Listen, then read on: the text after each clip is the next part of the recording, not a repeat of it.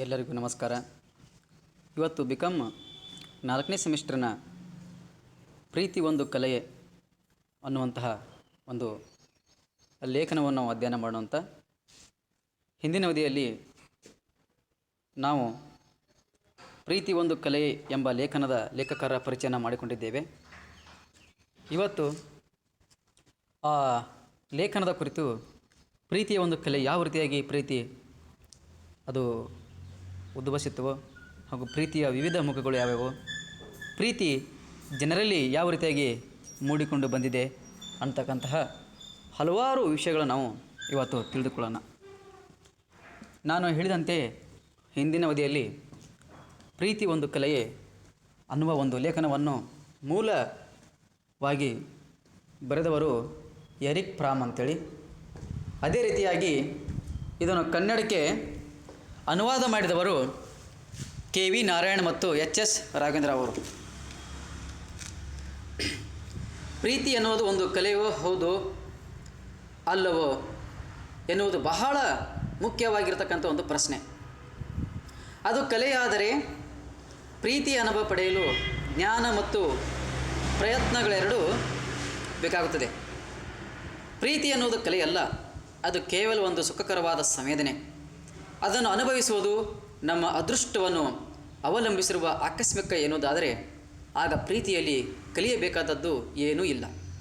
ಬಹುಪಾಲು ಜನರಿಗೆ ಪ್ರೀತಿ ಒಂದು ಕಲೆಯಲ್ಲ ಅಂತ ನಾವು ಇಲ್ಲಿ ನೋಡ್ತೀವಿ. ಯಾಕಂದರೆ ಪ್ರೀತಿ ಅಂತಕ್ಕಂಥದ್ದು ಒಂದು ಕಲೆಯಲ್ಲ. ಯಾಕಂತಂದರೆ ಕಲೆಯ ಹೌದು ಅಲ್ಲೋ ಅಂತಕ್ಕಂಥ ಈ ವಿದ್ವಾಂಸರು ಬಹಳ ಸುದೀರ್ಘವಾಗಿರತಕ್ಕಂತಹ ಚರ್ಚೆಯನ್ನು ಮಾಡ್ತಾರೆ. ಅದರ ಜೊತೆಗೆ ಪ್ರೀತಿ ಅನ್ನೋದು ಕಲೆಯಲ್ಲ, ಅದು ಕೇವಲ ಒಂದು ಸುಖಕರ ಸಂವೇದನೆ ಅಂತಕ್ಕಂಥದ್ದು ನಾವಿಲ್ಲಿ ನೋಡ್ತೀವಿ. ಮತ್ತು ಈ ಪ್ರೀತಿ ಅಂತಕ್ಕಂತಹ ವಿಷಯ ಕೂಡ ಒಂದು ಆಕಸ್ಮಿಕವಾಗಿರತಕ್ಕಂತಹ ಅದೃಷ್ಟವನ್ನು ಅವಲಂಬಿಸಿರತಕ್ಕಂಥದ್ದು ಅಂತಕ್ಕಂಥ ಲೇಖಕರು ಇಲ್ಲಿ ಅವರ ಅಭಿಪ್ರಾಯವನ್ನು ಪಡ್ತಾರೆ. ಆಗ ಪ್ರೀತಿಯಲ್ಲಿ ಕಲಿಯಬೇಕಾಗಿದ್ದು ತುಂಬ ಮಹತ್ವದವಾಗಿರತಕ್ಕಂತಹ ಅಂಶಗಳು ಇವೆ. ಯಾಕಂದರೆ ಈ ಭೂಮಿ ಮೇಲೆ ಹುಟ್ಟಿದಂಥ ಪ್ರತಿಯೊಂದು ಜೀವಿ ಕೂಡ ಆ ಪ್ರೀತಿಯ ಮೇಲೇ ಅವಲಂಬಿತವಾಗಿದೆ ಅಂತಕ್ಕಂಥ ನಾವು ನೋಡುವುದು. ಒಬ್ಬ ಕವಿ ಹೇಳ್ತಾನೆ, ಪ್ರೀತಿ ಇರದೇ ಇದ್ದರೆ ಈ ಜಗತ್ತು ಕೂಡ ಒಂದು ಗುಂಜಿ ಅಲಗಲಾರದು ಅಂತಕ್ಕಂಥ ಮಾತಿದೆ. ಹೀಗಾಗಿ ಸೃಷ್ಟಿ ನಿಂತಿರುವುದೇ ಪ್ರೀತಿಯ ಮೇಲೆ. ತಂದೆ ಮಗಳ ಮಧ್ಯೆ ಪ್ರೀತಿ, ತಾಯಿ ಮಗನ ಮಧ್ಯೆ ಪ್ರೀತಿ, ತಾಯಿ ಮಗಳ ಮೇಲೆ ಪ್ರೀತಿ, ಅತ್ತೆ ಸೊಸೆ ಮೈದುನ ನಾದಿನಿ, ಅಜ್ಜ ಅಜ್ಜಿ ಮೊಮ್ಮಗ, ಹಲವಾರು ಪ್ರೀತಿಯ ಮುಖಗಳು ನಾವು ಏನು ಮಾಡ್ತೀವಿ, ನಾವು ಕಾಣ್ತೀವಿ. ಹಾಗೆ ಪ್ರತಿಯೊಂದು ಜೀವಿಗಳಲ್ಲಿ ಈ ಪ್ರೀತಿಯ ಇರುವುದರಿಂದಲೇ ಆ ಜೀವಿಗಳು ಸುಖವಾಗಿ ನೆಮ್ಮದಿಯಿಂದ ಅವು ಜೀವನ ನಡೆಸ್ತಾ ಇದ್ದಾವೆ ಅಂತಕ್ಕಂಥ ನಾವು ನೋಡ್ತೀವಿ. ಎಲ್ಲಿ ಪ್ರೀತಿ ಇರಲ್ಲವೋ ಅಲ್ಲಿ ಅಹಿಂಸೆ ಅನ್ನುವ ಒಂದು ಉದ್ವೇಗ ಅಲ್ಲಿ ಒಳಪಡುತ್ತದೆ ಅನ್ನುವುದು ನಾವಿಲ್ಲಿ ಗಮನಿಸಬೇಕು.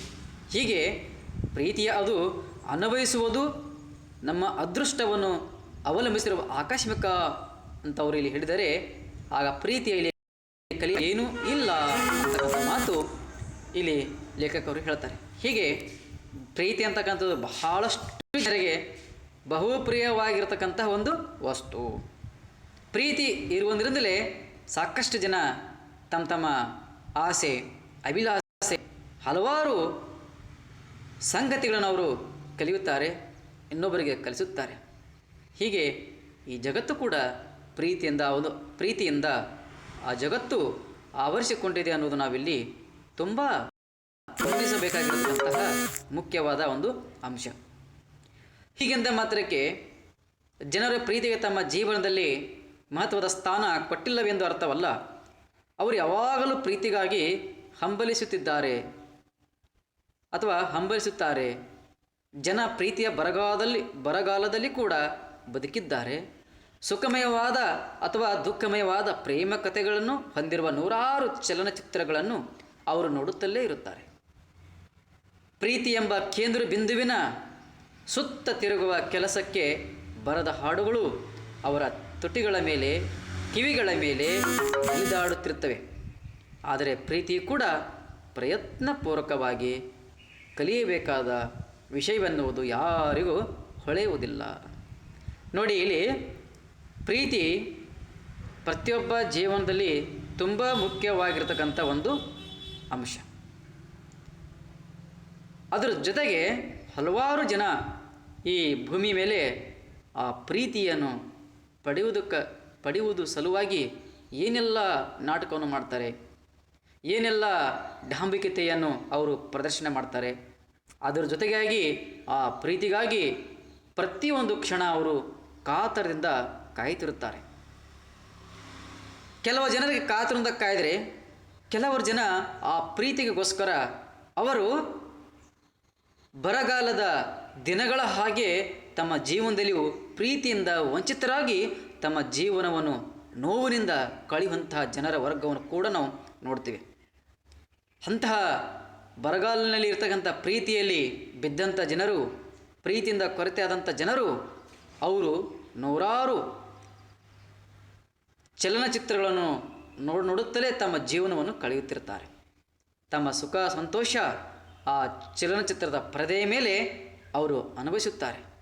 ಹೀಗಾಗಿ ಪ್ರೀತಿಯಿಂದ ವಂಚಿತರಾದ ವ್ಯಕ್ತಿಗಳು ಅಲ್ಲಿ ಚಲನಚಿತ್ರದಲ್ಲಿರ್ತಕ್ಕಂಥ ಪ್ರೀತಿ, ಪ್ರೇಮ, ವಾತ್ಸಲ್ಯ, ವಿರಹ ಹಾಗೂ ಅಲ್ಲಿರ್ತಕ್ಕಂತಹ ಒಂದು ರಮ್ಯತೆಯಿಂದ ಕೂಡಿರುವ ಒಂದು ಹಾಡುಗಳು ಅವರ ನೆಲಗಿ ಮೇಲೆ ಸದಾ ಅವು ನೆಲಿದಾಡುತ್ತವೆ ಅಂತಕ್ಕಂಥ ನಾವಿಲ್ಲಿ ನೋಡುವಂಥದ್ದು. ಹೀಗೆ ಪ್ರೀತಿ ಎಂಬ ಕೇಂದ್ರವು ಬಿಂದುವಾಗಿರತಕ್ಕಂಥ ಒಂದು ವಸ್ತು ಸುತ್ತ ತಿರುಗತಕ್ಕಂತಹ ಜನರ ಮನಸ್ಥಿತಿಗಳನ್ನು ನಾವೇನು ಮಾಡ್ತೀವಿ, ಅಧ್ಯಯನ ಮಾಡ್ತೀವಿ. ಅದರ ಜೊತೆಗೆ ಪ್ರೀತಿ ಅವು ಅಲ್ಲಿರುವಂತಹ ಸಿನಿಮಾದ ಹಾಡುಗಳು ಅವರ ನಾಲಿಗೆ ತುಟಿಗಳ ಮೇಲೆ ಅಥವಾ ಅವರ ಕಿವಿಗಳ ಮೇಲೆ ಆಗಾಗ ನಾವು ಕೇಳ್ತಾ ಇರ್ತೀವಿ ಅಥವಾ ನೋಡ್ತಾ ಇರ್ತೀವಿ. ಪ್ರೀತಿಯು ಕೂಡ ಒಂದು ಪ್ರಯತ್ನಪೂರ್ವಕವಾಗಿ ಕಲಿಯಬೇಕಾಗಿರ್ತಕ್ಕಂಥ ಒಂದು ವಿಷಯನಲ್ಲ, ಅದು ಯಾರಿಗೂ ಹೊಳೆಯುವುದಿಲ್ಲ. ಹೀಗಾಗಿ ಆ ಪ್ರೀತಿ ಸಹಜವಾಗಿ ಅಥವಾ ಅದು ಕಲಿಯುವುದ ಮುಖಾಂತರ ಅದು ಹುಟ್ಟುತ್ತೆ ವಿನಃ ಅದು ತಾನಾಗೆ ಪ್ರೀತಿ ಅಥವಾ ಎಲ್ಲಿ ಹೇಗೆ ಅದು ಹುಟ್ಟುತ್ತೆ ಅಂತಕ್ಕಂಥ ನಾವಿಲ್ಲಿ ಗಮನಿಸಲಿಕ್ಕೆ ಆಗೋದಿಲ್ಲ. ಹೀಗೆ ಪ್ರೀತಿಯಲ್ಲಿ ಹಲವಾರು ಚರ್ಚಿತವಾಗಿರ್ತಕ್ಕಂತಹ ಸಿನಿಮಾಗಳು, ಕಾದಂಬರಿಗಳು ಹಾಗೂ ನಾಟಕಗಳು, ಕಥೆಗಳು, ಕಾವ್ಯಗಳು ನಾವೆಲ್ಲ ಆ ಪ್ರೀತಿಯ ವಸ್ತುವನ್ನು ಆಯ್ಕೆ ಮಾಡಿಕೊಂಡು ಹಲವಾರು ಸಾಹಿತ್ಯ ಕೃತಿಗಳು ಬಂದಿರುವುದು ಕೂಡ ನಾವು ಇಂದಿನ ಮಟ್ಟದಲ್ಲಿ ನಾವು ಗಮನಿಸ್ತಾ ಇದ್ದೇವೆ. ಅದರ ಜೊತೆಗೆ ಪ್ರೀತಿ ಅನ್ನುವಂಥ ಒಂದು ವಸ್ತು ಕೂಡ ತುಂಬ ಮಾರ್ಮಿಕವಾಗಿರ್ತಕ್ಕಂಥದ್ದು ಅನ್ನೋದು ನಾವಿಲ್ಲಿ ಗಮನಿಸಬೇಕು. ಪ್ರೀತಿ ಆ ಜನರ ಒಂದು ಅಂಶದ ಕೂಡ ಒಂದು ಭಾಗವಾಗಿದೆ. ಆ ಪ್ರೀತಿಯಿಂದ ವಂಚಿತರಾದ ವ್ಯಕ್ತಿಗಳು ಕೂಡ ಮನೋದುರ್ಬಲಕ್ಕೆ ಒಳಗಾಗುತ್ತಿರೋಂತಕ್ಕಂಥ ನಾವಿಲ್ಲಿ ನೋಡಬೇಕು. ಅದರ ಜೊತೆಗೆ ಆ ಪ್ರೀತಿಯ ಪಡೆಯುವ ಸಲುವಾಗಿ ಅವರು ಏನೆಲ್ಲ ಹಲವಾರು ಮಾರ್ಗಗಳನ್ನು ಹುಡುಕಿಕೊಂಡು ಹೋಗ್ತಾರೆ, ಹಲವಾರು ಅಡ್ಡ ದಾರಿಗಳನ್ನು ಹಿಡಿಯುತ್ತಾರೆ. ಅಂದರೆ ಎಲ್ಲರೂ ಅಲ್ಲ, ಅದರಲ್ಲಿ ಯಾರು ಪ್ರೀತಿಯಿಂದ ವಂಚಿತರಾದಂಥ ಕೆಲವು ಜನ ಇಂತಹ ಬೇರೆ ಬೇರೆ ಉಪಾಯಗಳನ್ನು ಅವರು ಮಾಡ್ತಿರ್ತಾರೆ. ಅದರ ಜೊತೆಗೆ ಆ ಪ್ರೀತಿ ಸಿಗದೆ ಅವರು ತಮ್ಮ ಏಕಾಂಗಿಯ ಜೀವನವನ್ನು ಒಂದು ದುಃಖಾತ್ಮಕವಾಗಿರತಕ್ಕಂಥ ಭಾವನೆಯನ್ನು ಇಟ್ಟುಕೊಂಡು ಅವರು ತಮ್ಮ ಜೀವನವನ್ನು ಅವರು ಕಳೆಯುತ್ತಿರ್ತಾರೆ. ಹೀಗೆ ಆ ಪ್ರೀತಿ ಎಲ್ಲ ಕಡೆ ಅದು ಆವರಿಸಿಕೊಂಡಿದೆ ಅಂತಕ್ಕಂಥ ನಾವಿಲ್ಲಿ ನೋಡ್ಬೋದು. ಹೀಗಾಗಿ ಒಬ್ಬ ಪ್ರೀತಿಯಿಂದ ಇಡೀ ಜಗತ್ತನ್ನೇ ಗೆಲ್ಲಬಹುದು. ಪ್ರೀತಿ ಇರದಿದ್ದರೆ ಏನೂ ಗೆಲ್ಲಕ್ಕೆ ಆಗುವುದಿಲ್ಲ ಅಂತಕ್ಕಂಥ ನಾವಿಲ್ಲಿ ಗಮನಿಸ್ತೀವಿ. ಅದಕ್ಕೆ ಪ್ರೀತಿ ಇರಲಾರದೆ ನಾನು ದ್ವೇಷ ಮಾಡಲಾರೆ ಅಂತಕ್ಕಂಥ ಒಂದು ಮಾತು ಚಂದ್ರಶೇಖರ ಪಾಟೀಲ್ ಅವರು ತಮ್ಮ ಕೃತಿಯಲ್ಲಿ ಹೇಳ್ತಾರೆ. ಪ್ರೀತಿ ಇರದೆ ದ್ವೇಷ ಮಾಡಲಾರೆ ಅಂತಕ್ಕಂಥ ಮಾತು. ಹೀಗೆ ಪ್ರೀತಿ ಇಲ್ಲದೆ ಮೇಲೆ ಅಂತಕ್ಕಂಥ ಒಂದು ಅದ್ಭುತವಾಗಿರ್ತಕ್ಕಂಥ ಒಂದು ಕವನ ಸಂಕಲನ ಕೂಡ ಅವರು ರಚನೆ ಮಾಡಿದ್ದಾರೆ. ಹೀಗಾಗಿ ಪ್ರೀತಿ ಅಂತಕ್ಕಂಥದ್ದು ಅದು ತುಂಬ ವಿಶಾಲವಾಗಿರ್ತಕ್ಕಂಥ ಅರ್ಥ. ಹೀಗಾಗಿ ಆ ಪ್ರೀತಿಯಲ್ಲಿ ಸಿಲುಕಿಕೊಂಡವರು ಮರಳಿ ಹೊರಗೆ ಬರುವುದು ತುಂಬ ಅದು ಕಷ್ಟ. ಅಂತಹ ಒಂದು ಲೇಖನ ಅದ್ಭುತವಾಗಿ ಎರಿಕ್ ಪಾರಮ್ ಅವರು ಮೂಲವಾಗಿ ಅವರು ರಚನೆ ಮಾಡಿದ್ದಾರೆ. ಅದನ್ನು ಕನ್ನಡಕ್ಕೆ ಬಹಳ ಅತ್ಯಂತ ಒಂದು ಒಂದು ಉತ್ಕೃಷ್ಟವಾಗಿರ್ತಕ್ಕಂಥ ಒಂದು ಲೇಖನವನ್ನು ಅನುವಾದ ಮಾಡಿದಿರತಕ್ಕಂಥ ಲೇಖಕರು ನಾವಿಲ್ಲಿ ಗಮನಿಸ್ತಾ ಇದ್ದೀವಿ. ಈ ವಿಚಿತ್ರವಾದ ಧೋರಣೆಗೆ ಅನೇಕ ಕಾರಣಗಳಿವೆ. ಜನರ ಮನಸ್ಸಿನಲ್ಲಿ ಬೇರೂರುವ ಅನೇಕ ತಪ್ಪು ತಿಳುವಳಿಕೆಗಳು ಬಿಡಿಯಾಗಿ ಅಥವಾ ಒಟ್ಟಾಗಿ ಇಂಥ ಮನೋಧರ್ಮವನ್ನು ರೂಪಿಸಿವೆ. ಮುಕ್ಕಾಲು 3 ಪಾಲು ಜನಕ್ಕೆ ತಮ್ಮನ್ನು ಯಾರಾದರೂ ಪ್ರೀತಿಸಬೇಕು, ಪ್ರೀತಿಸ್ತಲ ಎನ್ನುವ ಬಹುದೊಡ್ಡ ಕೊರಗು ಅವರಲ್ಲಿ ಕಾಡ್ತಾ ಇರ್ತದೆ. ನೋಡಿ, ಇಲ್ಲಿ ಒಂದು ವಿಚಿತ್ರವಾದ ಒಂದು ಸ್ವರೂಪ ನೋಡಿದರೆ ಅಥವಾ ಒಂದು ಧೋರಣೆ ನಾವು ಇಲ್ಲಿ ಗಮನಿಸುವುದಾದರೆ 2 ಕಾರಣ ನಾವು ನೋಡ್ತೀವಿ. ಜನರ ಮನಸ್ಸಿನಲ್ಲಿ ಬೇರಿರುವ ಅನೇಕ ತಪ್ಪು ತಿಳುವಳಿಕೆಗಳು ಬಿಡಿ ಬಿಡಿಯಾಗಿ ಅಥವಾ ಒಟ್ಟಾಗಿ ಇಂಥ ಮನೋಧರ್ಮದಿಂದ ಅದು ಕೂಡಿರ್ತದೆ. 100% ಜನಕ್ಕೆ ತಮ್ಮ ಯಾರಾದರೂ ಪ್ರೀತಿಸಬೇಕಂತಕ್ಕಂಥ ಒಂದು ಮನೋಭಾವವನ್ನು ಹೊಂದಿರ್ತಾರೆ. ಅಂಥ ಮನಸ್ಸನ್ನು ಕೂಡ ಅವರು ತಾಳಿರುತ್ತಾರೆ. ಅಥವಾ ತಾವು ಯಾರಾದರೂ ಪ್ರೀತಿಸಬೇಕು ಅಂತಕ್ಕಂಥ ಒಂದು ಗುಣವನ್ನು ಅವರು ತಾಯಿರುತ್ತಾರೆ. ಜೊತೆಗೆ ನಮ್ಮನ್ನು ಯಾರೂ ಪ್ರೀತಿಸ್ತಿಲ್ಲ ಅನ್ನುವಂಥ ದೊಡ್ಡ ಕೊರಗು ಅವರಲ್ಲಿ ಸದಾ ನಿರಂತರವಾಗಿ ಅದು ಕಾಡ್ತಾ ಇರ್ತದೆ. ಹೀಗೆ ಪ್ರೀತಿ ಇಲ್ಲಿ ಅವರು ಜನ ನಮ್ಮನ್ನು ಯಾರಾದರೂ ಪ್ರೀತಿಸಬೇಕು ಅಥವಾ ಯಾರೂ ಪ್ರೀತಿಸ್ತಿಲ್ಲ ಎನ್ನುವ ಬಹುದೊಡ್ಡ ಕೊರಗು ಅವರಲ್ಲಿ ಕಾಡ್ತಾ ಇರ್ತದೆ ಅಂತಕ್ಕಂಥ ಲೇಖಕರು ಇಲ್ಲಿ ಹೇಳ್ತಾರೆ. ನೋಡಿ, ಈ ಜಗತ್ತಿನಲ್ಲಿ ಪ್ರೀತಿ ನಮ್ಮನ್ನು ಯಾರು ಪ್ರೀತಿಸಬೇಕು, ನಾವು ಇನ್ನೊಬ್ಬರ ಹಾಗೆ ಪ್ರೀತಿಯಿಂದ ಜೀವನವನ್ನು ಕಳಿಬೇಕು, ನಾವು ಬದುಕಬೇಕು, ಹಕ್ಕಿಯಂತೆ ಹಾರಾಡಬೇಕು, ನವಿಲಿನಂತೆ ಕುಣಿಬೇಕು ಅಂತಕ್ಕಂತಹ ಪ್ರೀತಿಯಲ್ಲಿ ಮುಳುಗಿರುವ ಜನರು ಇಂಥೆಲ್ಲ ಅಪೇಕ್ಷೆಯನ್ನು ಅವರು ಪಟ್ಟಿಕೊಳ್ತಾರೆ. ಅದರ ಜೊತೆಗೆ ಅನೇಕವಾಗಿರ್ತಕ್ಕಂಥ ಅವರಲ್ಲಿ ತಪ್ಪು ಕಲ್ಪನೆಗಳು ಕೂಡ ಅಲ್ಲಿ ಮೂಡ್ತಾ ಇದ್ದೇವೆ ಅಂತಕ್ಕಂಥ ನಾವಿಲ್ಲಿ ಗುರುತಿಸುವಂಥದ್ದು. ಇಂತಹ ಧೋರಣೆಯನ್ನು ಪ್ರೀತಿಯಲ್ಲಿ ಬಯಸುವಂಥ ವ್ಯಕ್ತಿಗಳು ಅವರ ಮನಸ್ಸಿನಲ್ಲಿ ಆಳವಾಗಿ ಬೇರಿರುಕೊಂಡು ಬಿಟ್ಟೇವೆ. ಅಂದರೆ ಯಾವ್ಯಾವು ಪ್ರೀತಿಯನ್ನು ನಮ್ಮನ್ನು ಯಾರಾದರೂ ಪ್ರೀತಿಸಬೇಕು ಅಥವಾ ನಮ್ಮನ್ನು ಯಾರಾದರೂ ಏಕೆ ಪ್ರೀತಿಸ್ತಿಲ್ಲ ಅಂತಕ್ಕಂತಹ ಒಂದು ಮಾತು, ಇವು 2 ಸ್ವರೂಪಗಳು ಅಥವಾ ಧೋರಣೆಗಳು ಅವರ ಮನಸ್ಸಿನಲ್ಲಿ ಆಳವಾಗಿ ಅವು ಬೇರಿರುಕೊಂಡು ಆಳವಾಗಿ ಅವು ಮೂಡಿ ಬಿಟ್ಟಿರ್ತವೆ ಅಂತಕ್ಕಂಥ ನಾವಿಲ್ಲಿ ಗಮನಿಸ್ತೀವಿ. ಹೀಗೆ ಒಬ್ಬ ವ್ಯಕ್ತಿ ಕೂಡ ಆ ಪ್ರೀತಿಯನ್ನು ಗೆಲ್ಲಬೇಕು ಎಂದು ತಿಳ್ಕೊಂಡು ಹಲವಾರು ಏನಂತಂದರೆ ಕೆಲಸ ಕಾರ್ಯಗಳಲ್ಲಿ ಆತ ತೊಡಗುತ್ತಾನೆ. ಹಾಗೂ ತನ್ನ ಉಡುಪುಗಳಲ್ಲಿ ಆಗಿರ್ಬೋದು, ತನ್ನ ಮಾತಿನಲ್ಲಿ ಆಗಿರ್ಬೋದು, ತನ್ನ ವೈವಿಧ್ಯಮಯವಾಗಿರತಕ್ಕಂಥ ಜೀವನ ಶೈಲಿ ಆಗಿರ್ಬೋದು, ತನ್ನ ಸೌಂದರ್ಯದ ಬಗ್ಗೆ ಆಗಿರ್ಬೋದು, ಜನರನ್ನು ಮೆಚ್ಚಿಸಲಿಕ್ಕೆ ಹಲವಾರು ಮಾರ್ಗಗಳನ್ನು ಆತ ಕೊಂಡುಕೊಳ್ತಾರೆ ಅಂತಕ್ಕಂಥ ನಾವಿಲ್ಲಿ ಗಮನಿಸಬೇಕು. ಇಲ್ಲಿ ಅದರ ಜೊತೆಗೆ ಸಮಸ್ಯೆ ತಾವು ಬೇರೆಯವರನ್ನು ಹೇಗೆ ಪ್ರೀತಿಸುವುದು ಅಂತಕ್ಕಂಥ ಬಹಳ ದೊಡ್ಡ ಕೊರಗು ಅವರಲ್ಲಿ ಕಾಡ್ತಾ ಇರ್ತದೆ. ಬೇರೆಯವರನ್ನು ಹೇಗೆ ಪ್ರೀತಿಸಬೇಕು ಅಂತಕ್ಕಂಥ ಒಂದು ಬಹುದೊಡ್ಡ ಕೊರಗು ಅವರಲ್ಲಿ ಕಾಡ್ತಾ ಇರ್ತದೆ. ಅಥವಾ ಸಮಸ್ಯೆ ನಮ್ಮನ್ನು ಯಾಕೆ ಯಾರು ಪ್ರೀತಿಸ್ತಿಲ್ಲ ಅನ್ನುವಂಥ ಸಮಸ್ಯೆ, ತಾವು ಬೇರೆಯನ್ನು ಹೇಗೆ ಪ್ರೀತಿಸಬೇಕು ಎನ್ನುವುದರ ಕಡೆಗೆ ಅವರ ಗಮನ ಹರಿಯುವುದೇ ಇಲ್ಲ. ಅಂದರೆ ಪ್ರೀತಿಯಲ್ಲಿ ನಾವು ಪ್ರೀತಿಸಬೇಕು ಒಂದು ವಸ್ತು, ಇನ್ನೊಂದೇನು ನಮ್ಮನ್ನು ಏಕೆ ಪ್ರೀತಿಸಲ್ಲ ಎರಡನೇ ಧೋರಣೆ, ಮತ್ತೊಂದೇನಂದರೆ ತಾವು ಬೇರೆಯವರನ್ನು ಹೇಗೆ ಪ್ರೀತಿಸಬೇಕು ಅಂತಕ್ಕಂಥ ಒಂದು ಅವರ ಗಮನ, ಅವರ ಮನಸ್ಸು ಆ ಕಡೆ ಹರಿಯುವುದೇ ಇಲ್ಲ. ಅದರ ಬಗ್ಗೆ ಅವರು ಕಿಂಚಿತ್ತೂ ಆಲೋಚನಾ ಕ್ರಮವನ್ನು ಅವರು ಮಾಡೋದಿಲ್ಲ. ಬರೀ ಕೇವಲ ಇನ್ನೊಬ್ಬರಮ್ಮನ್ನು ಪ್ರೀತಿಸಬೇಕು, ಇನ್ನೊಬ್ಬರಮ್ಮನ್ನು ಇಷ್ಟಪಡಬೇಕು ಅನ್ನುವುದೇ ಅವರ ದೃಷ್ಟಿಕೋನ ಹೊಂದಿರ್ತಾರೆ ವಿನಃ ನಾವು ಇನ್ನೊಬ್ಬರನ್ನು ಹೇಗೆ ಪ್ರೀತಿಸಬೇಕು, ಇನ್ನೊಬ್ಬರನ್ನು ಯಾವ ರೀತಿಯಾಗಿ ನಾವು ಇಷ್ಟಪಡಬೇಕು ಅಂತಕ್ಕಂತಹ ಅವರು ತಮ್ಮ ವೈಯಕ್ತಿಕವಾಗಿರ್ತಕ್ಕಂತಹ ಆಲೋಚನೆ ಅವರು ಮಾಡೋದೇ ಇಲ್ಲ. ತಾವು ಬೇರೊಬ್ಬರನ್ನು ಪ್ರೀತಿಸಲು ಸಮರ್ಥರಾಗಿದ್ದೇವೆ ಎನ್ನುವ ಪ್ರಶ್ನೆಗೆ ಅವರಿಗೆ ಎದುರಾಗುವುದೇ ಇಲ್ಲ. ಏಕೆಂದರೆ ಬೇರೆಯವರನ್ನು ಪ್ರೀತಿಸಲು ಯಾರೂ ಏನೇನೂ ಕಷ್ಟಪಡಬೇಕಾಗಿಲ್ಲ ಎನ್ನುವುದು ಅವರ ದೃಢವಾದ ನಂಬಿಕೆ. ಆದ್ದರಿಂದ ಬೇರೆಯವರ ಪ್ರೀತಿಯನ್ನು ತಾವು ಸಂಪಾದಿಸುವುದು ಹೇಗೆ, ಅವರಿಗೆ ಆಕರ್ಷಕವಾಗಿ ಕಾಣಲು ತಾವು ಏನು ಮಾಡಬೇಕು ಮುಂತಾದ ಪ್ರಶ್ನೆಗಳೇ ಅವರ ತಲೆಯಲ್ಲಿ ತುಂಬ ಇರುತ್ತವೆ. ನೋಡಿ, ಇಲ್ಲಿ ಅಂದರೆ ತಾವು ಬೇರೆಯನ್ನು ಹೇಗೆ ಪ್ರೀತಿಸಬೇಕು ಅಥವಾ ಬೇರೆಯವರು ನಮ್ಮ ಕಡೆ ಹೇಗೆ ಗಮನ ಸೆಳೆದುಕೊಳ್ಳಬೇಕು ಅಥವಾ ಬೇರೆಯವರನ್ನು ಪ್ರೀತಿಸಲು ಯಾವ ರೀತಿಯಾಗಿ ನಾವು ಹಾದಿಯನ್ನು ಹುಡುಕಬೇಕು ಅಂತಕ್ಕಂಥ ಅವ್ರು ಯಾವುದೂ ವಿಚಾರ ಮಾಡೋಂಗಿಲ್ಲ. ಅದರ ಜೊತೆಗೆ ತಮ್ಮ ಬಗ್ಗೆ ತಾವೇ ಏನಂತಂದರೆ ಅಪಾರವಾಗಿರ್ತಕ್ಕಂಥ ನಂಬಿಕೆಯನ್ನು ಕೂಡ ಅವರಲ್ಲಿ ಇರೋದಿಲ್ಲ.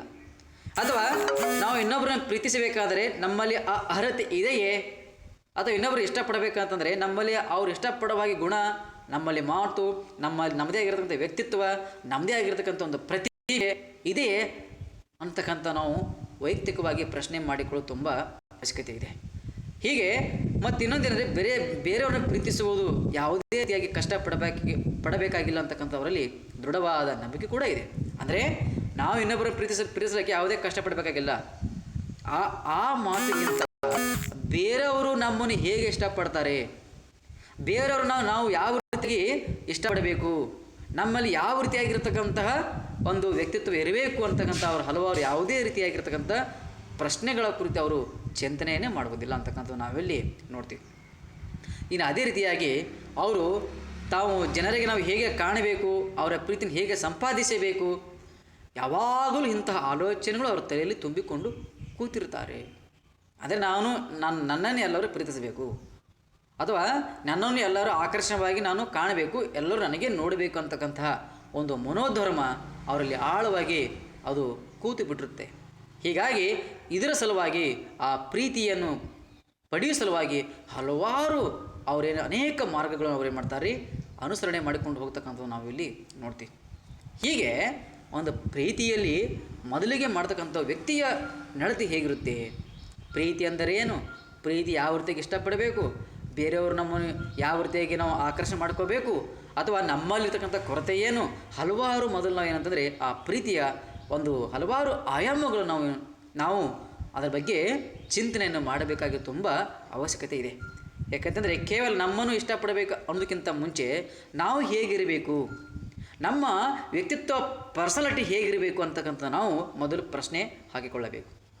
ಕೇವಲ ಆಕರ್ಷಕವಾಗಿದ್ದರೂ ಕೂಡ ಅಷ್ಟೇ ಅಲ್ಲ, ಕೇವಲ ಇನ್ನೊಬ್ಬರ ಪ್ರೀತಿ ಮಾಡ್ತೀವಿ ಅಂತಕ್ಕಂಥ ಅಷ್ಟೇ ಅಲ್ಲ, ನಮ್ಮ ಇರ್ತಕ್ಕಂಥ ಒಂದು ವ್ಯಕ್ತಿತ್ವ ಅದು ಯಾವ ರೀತಿಯಾಗಿ ಇರಬೇಕು, ನಮ್ಮಲ್ಲೂ ಇನ್ನೊಬ್ಬರನ್ನು ನಾವು ಇಷ್ಟಪಡುವುದಾದರೆ, ಇನ್ನೊಬ್ಬರು ಪ್ರೀತಿ ಮಾಡುವುದಾದರೆ ಅಲ್ಲಿ ನಾವು ಸಮರ್ಥರಾಗಿದ್ದೇವೆ ಅನ್ನುವಂಥ ಹಲವಾರು ಪ್ರಶ್ನೆಗಳಿಗೆ ನಾವು ಉತ್ತರವನ್ನು ನಾವು ಕೊಂಡುಕೊಳ್ಳಬೇಕು. ಆದರೆ ಈ ಪ್ರಸ್ತುತ ದಿನಮಾನದಲ್ಲಿ ಇಂತಹ ಪ್ರಶ್ನೆಗಳಿಗೆ ಉತ್ತರ ಇರುವುದರಿಂದ ಅವರು ಪ್ರೀತಿಯಲ್ಲಿ ವಿಫಲರಾಗುತ್ತಿದ್ದಾರೆ ಅಂತಕ್ಕಂಥ ನಾವಿಲ್ಲಿ ಗಮನಿಸಬಹುದು. ಹೀಗೆ ಪ್ರೀತಿ ಅಂತಕ್ಕಂಥದ್ದು ಅದು ವಿಶಾಲವಾಗಿರ್ತಕ್ಕಂಥ ಒಂದು ಅರ್ಥ. ಪ್ರೀತಿ ಅದು ತುಂಬ ಇಡೀ ಜಗತ್ತೇ ಅದರ ಮೇಲೆ ನಿಂತುಕೊಂಡಿದೆ. ಪ್ರೀತಿಯಿಂದಲೇ ಈ ಭೂಮಿ ತಿರುಗ್ತಾ ಇದೆ ಅಂತಕ್ಕಂಥ ನಾವು ಹಲವಾರು ಕಥೆಗಳಲ್ಲಿ, ಕವನಗಳಲ್ಲಿ ನಾವು ಓದಿದ್ದೇವೆ. ಅದರ ಜೊತೆಗೆ ಇಲ್ಲಿ ಹೆಚ್ಚು ಪ್ರೀತಿಯನ್ನು ಸಾಧ್ಯವಾದಷ್ಟು ಜಾಸ್ತಿ ಜನರಿಂದ ಸಾಧ್ಯವಾದಷ್ಟು ಹೆಚ್ಚು ಪ್ರೀತಿಯನ್ನು ಪಡೆಯಲು ಅವರು ಅನೇಕ ಮಾರ್ಗಗಳನ್ನು ಅನುಸರಣೆ ಮಾಡ್ತಿರ್ತಾರೆ. ಗಂಡಸರು ತಮ್ಮ ಸಾಮಾಜಿಕ ಸ್ಥಾನಮಾನಗಳ ಪರಿಮಿತಿಯೊಳಗೆ ತಮ್ಮಿಂದ ಆದಷ್ಟು ಅಧಿಕಾರ, ಯಶಸ್ಸು ಮತ್ತು ಶ್ರೀಮಂತಿಕೆಗಳನ್ನು ಪಡೆಯುವುದರಿಂದ ಪ್ರೀತಿ ಪಾತ್ರರಾಗಬಹುದೆಂದು ಭಾವಿಸುತ್ತಾರೆ. ಇನ್ನೊಂದು ಮಾರ್ಗವನ್ನು ಮಹಿಳೆಯರು ಹಿಡಿಯುತ್ತಾರೆ. ತಮ್ಮ ಶರೀರವನ್ನು, ನಡೆನುಡಿಗಳನ್ನು ಅಲಂಕಾರ ಮಾಡುವುದರಿಂದ ತಾವು ಹೆಚ್ಚು ಆಕರ್ಷಕರು, ಪ್ರೀತಿಗೆ ಯೋಗ್ಯರು ಆಗುತ್ತವೆ ಎಂದು ಅವರ ಭಾವನೆ. ನೋಡಿ, ಇಲ್ಲಿ ಪುರುಷರು ತಮ್ಮ ಅಧಿಕಾರ, ಸ್ಥಾನಮಾನ, ತಮ್ಮ ವ್ಯಕ್ತಿತ್ವ, ಶ್ರೀಮಂತಿಕೆಯಿಂದ ಅವರು ಆಕರ್ಷಣೆ ಮಾಡಲು ಪ್ರಯತ್ನ ಪಟ್ಟರೆ, ಸ್ತ್ರೀಯರು ತಮ್ಮ ದೈಹಿಕವಾಗಿರ್ತಕ್ಕಂಥ ಸೌಂದರ್ಯದಿಂದ, ತಮ್ಮ ನಡೆಗೆ, ತಮ್ಮ ಮಾತಿನಿಂದ, ತಮ್ಮ ಅಲಂಕಾರದಿಂದ, ತಮ್ಮ ಮೈ ಮೇಲೆ ಹಾಕಿಕೊಳ್ಳತಕ್ಕಂಥ ಬಟ್ಟೆ, ಒಡವೆ, ಮಾತು, ಗುಣ, ನಡೆ, ನುಡಿ ಇವೆಲ್ಲ ಸ್ತ್ರೀಯರು ತಮ್ಮ ಇನ್ನೊಬ್ಬರ ಪುರುಷರನ್ನು ಆಕರ್ಷಣೆ ಮಾಡುವ ಸಲುವಾಗಿ ಅವರು ಈ ರೀತಿಯಾಗಿರ್ತಕ್ಕಂಥ ಮಾರ್ಗವನ್ನು ಅವರು ಹಿಡಿಯುತ್ತಾರೆ ಅಂತಕ್ಕಂಥ ನಾವಿಲ್ಲಿ ಗಮನಿಸ್ತೀವಿ.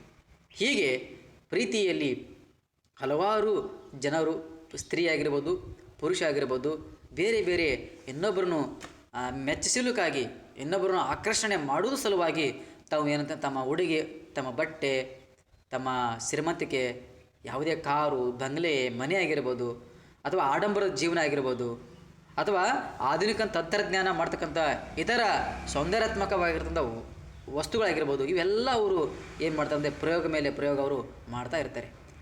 ಪುರುಷನಿಗಿಂತ ಸ್ತ್ರೀಯರು ಒಂದೆರಡು ಪಟ್ಟು ಹೆಚ್ಚಿಗೆ ಮಾಡ್ತಿರ್ತಾರೆ. ಹೀಗೆ ಆ ಪ್ರೀತಿಯ ಪಡೆಯುವ ಸಲುವಾಗಿ ಎಲ್ಲರೂ ನಮ್ಮನ್ನೇ ನೋಡಲಿ, ಎಲ್ಲರೂ ನಮ್ಮನ್ನೇ ಆಕರ್ಷಣೆ ಮಾಡಲಿ, ತಮ್ಮ ಕಡೆ ಆಕರ್ಷಣೆ ಗೊಳ್ಳುವ ಹಾಗೆ ಅವರು ನಿರಂತರವಾಗಿ ಅವರು ಪ್ರಯತ್ನ ಮಾಡ್ತಿರ್ತಾರೆ ಅಂತಕ್ಕಂಥದ್ದು. ಆದರೆ ಎಲ್ಲರೂ ಅಲ್ಲ, ಆ ಪ್ರೀತಿಯಲ್ಲಿ ಹೆಚ್ಚು ಬಯಕೆಯನ್ನು ಇಟ್ಟುಕೊಂಡಂಥ ವ್ಯಕ್ತಿಗಳು ಇದರಲ್ಲಿ ಸದಾ ಅವರು ತಲ್ಲೀನರಾಗಿರ್ತಾರೆ ಅಂತಕ್ಕಂಥ ನಾವು ನೋಡ್ಬೋದು.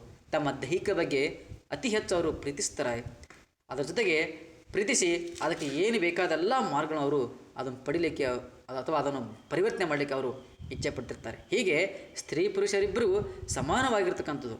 ಮನಸ್ಸಿಗೆ ಉಲ್ಲಾಸ ಕೊಡುವಂಥ ಸ್ವಭಾವ ಹೊಂದಿರುವುದು, ಆಸಕ್ತಿ ಹುಟ್ಟುವಂತೆ ಮಾತನಾಡುವುದು, ಸುತ್ತಲಿನ ಜನಕ್ಕೆ ಸಹಾಯ ಮಾಡುವುದು, ಯಾವುದರಲ್ಲಿ ಅತಿಯಾಗಿ ಹೋಗದೆ ಸುವರ್ಣ ಮಾಧ್ಯಮವನ್ನು ಅನುಸರಿಸುವುದು, ನ ಬ್ರೂಯಾತ್ ಸತ್ಯ ಪ್ರೀಮಂ ಎಂದುಕೊಂಡು ಹಿಂದೆ ಬಂದರೆ ಹಾಯ್ದ ಮುಂದೆ ಬಂದರೆ ಒದೆಯದ ಹೌದಪ್ಪಗಳಾಗಿರುವುದು, ಇವೆಲ್ಲ ಪ್ರೀತಿಯನ್ನು ಗಳಿಸುವ ತಂತ್ರಗಳು ಅಂತಕ್ಕಂಥ ನಾವಿಲ್ಲಿ ಅಧ್ಯಯನ ಮಾಡ್ತೀವಿ. ಮತ್ತು ಅದೇ ರೀತಿಯಾಗಿ ಮುಂದೆ ಆ ಪ್ರೀತಿಯ ಪಡೆಯುವ ಸಲುವಾಗಿ ಆ ಸ್ತ್ರೀ ಪುರುಷರು ಏನೇನು ಕ್ರಮಗಳನ್ನ ಅವರು ಹಮ್ಮಿಕೊಳ್ಳುತ್ತಾರೆ ಅಥವಾ ಯಾವ ರೀತಿಯಾಗಿ ಪ್ರೀತಿಯ ಇತರ ಇನ್ನಷ್ಟು ಹೆಚ್ಚಿನ ವಿವರಗಳನ್ನು ಯಾವ ರೀತಿಯಾಗಿ ಇರುತ್ತವೆ ಅಂತಕ್ಕಂಥ ನಾವು ಮುಂದಿನ ತರಗತಿ ಯಾವುದೇ ನಾವು ನೋಡೋಣ. ಇವತ್ತು ಪ್ರೀತಿಯ ಹಲವಾರು ಸ್ತ್ರೀ ಪುರುಷರ ಅವರ ನಡತೆಯ ಬಗ್ಗೆ, ಪ್ರೀತಿ ಎಂದರೆ ಅಂತಕ್ಕಂತಹ ಕೆಲವೊಂದು ಪ್ರಶ್ನೆಗಳ ಬಗ್ಗೆ ಅಂತಕ್ಕಂಥ ಕುರಿತು ನಾವು ದೀರ್ಘವಾಗಿ ಚಿಂತನೆಯನ್ನು ಮಾಡಿದ್ದೇವೆ. ಮತ್ತು ಮುಂದಿನ ಅವಧಿಯಲ್ಲಿ ಪ್ರೀತಿ ಅದು ಯಾವ ರೀತಿಯಾಗಿ ಹುಟ್ಟುತ್ತೆ, ಯಾವ ರೀತಿಯಾಗಿ ಇಲ್ಲ ಅಂತಕ್ಕಂಥ ಕುರಿತು ನಾವು ತಿಳಿದುಕೊಳ್ಳೋಣ. ಹೀಗೆ ಎಷ್ಟು ಪ್ರೀತಿಯ ಮೊದಲಿಗೆ ಆರಂಭದ ಪ್ರಸ್ತಾವನೆ ರೂಪದಲ್ಲಿ, ಜೊತೆಗೆ ಲೇಖನದ ಕೂಡ ನಾನು ಸುಮಾರು ದೀರ್ಘವಾಗಿರತಕ್ಕಂಥ ಹಲವಾರು ವಿಷಯಗಳು ನಾನು ನಿಮ್ಮ ಮುಂದೆ ಪ್ರಸ್ತಾಪಡಿಸಿದ್ದೇನೆ.